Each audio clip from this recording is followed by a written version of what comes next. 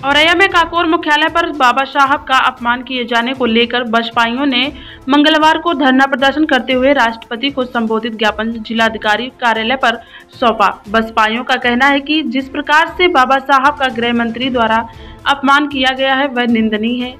काकोर मुख्यालय पर प्रदर्शन करने के दौरान बसपाइयों ने नारेबाजी की कि इस दौरान जिलाध्यक्ष कमल गौतम ने कहा कि गृह मंत्री अमित शाह द्वारा जिस प्रकार से बयान दिया गया है उसकी वह लोग निंदा करते हैं। कहा कि बाबा साहब ने दलितों शोषितों को जीने का अधिकार दिया है। कहा कि गृह मंत्री द्वारा ही संविधान को लागू करना एवं सभी व्यवस्थाओं को देखना होता है, फिर भी इस प्रकार का बयान देना गलत है, जिसके कारण उनका समाज आहत है, इसलिए उनके द्वारा जिलाधिकारी को ज्ञापन सौंपा गया है।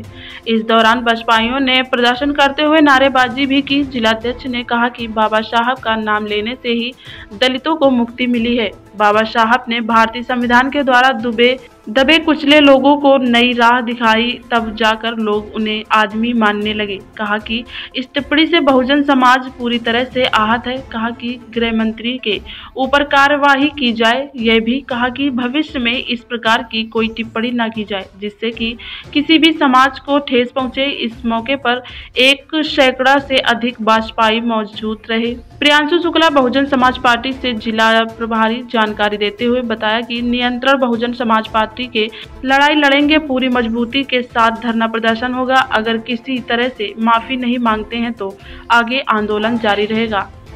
निरंतर बहुजन समाज के हित में लड़ाई लड़ेगी और पूरी मजबूती के साथ धरना प्रदर्शन होगा। अगर इसमें किसी तरह से वो माफी नहीं मांगते हैं तो आगे आंदोलन जारी रहेगा। बहुजन समाज पार्टी जिंदाबाद जिंदाबाद।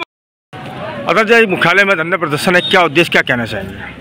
अभी विगत दिनों में देश के केंद्रीय गृह मंत्री माननीय अमित शाह के द्वारा बाबा साहब के बारे में अशोभनीय और अमर्यादित टिप्पणी की गई है कि अम्बेडकर अम्बेडकर अम्बेडकर अगर नाम लिया जाता तो 7 जन्मों की मुक्ति मिल जाती। तो मुक्ति तो मिली है दलितों, शोषितों, वंचितों, अकलितों, मजलूमों को, जो अपने आप को आदमी भी नहीं समझ रहे थे। बाबा साहब के संविधान के माध्यम से जातिगत चक्रों को ध्वस्त करते हुए बाबा साहब ने उन्हें आदमी को होने का एहसास कराया भारतीय संविधान के माध्यम से। दूसरी बात, देश के गृह मंत्री माननीय अमित शाह जी के ऊपर देश के कानून व्यवस्था, संविधान को लागू करने की पूरी जिम्मेदारी होती। देश में दूसरे सबसे बड़े व्यक्तित्व हैं माननीय प्रधानमंत्री महोदय के बाद, जो देश में कानून व्यवस्था की देखभाल घर के मुखिया के नाते करते हैं, पर उनके द्वारा देश के करोड़ों मजलूमों के देवता भगवान उनके बारे में अमर्यादित अशोभनीय टिप्पणी करके ये हमारे बहुजन समाज को बहुत आघात लगा है। इससे हम लोग आहत हैं। हम लोग राष्ट्रपति महोदया को प्रेषित एक ज्ञापन जिलाधिकारी महोदय को देने आए हैं ताकि हम लोगों की भावनाएं आहत ना हो और उनके ऊपर अनुशासनात्मक कार्रवाई हो या जैसा भी निर्देश हो। इसके अलावा कोई और मांग आप लोगों की?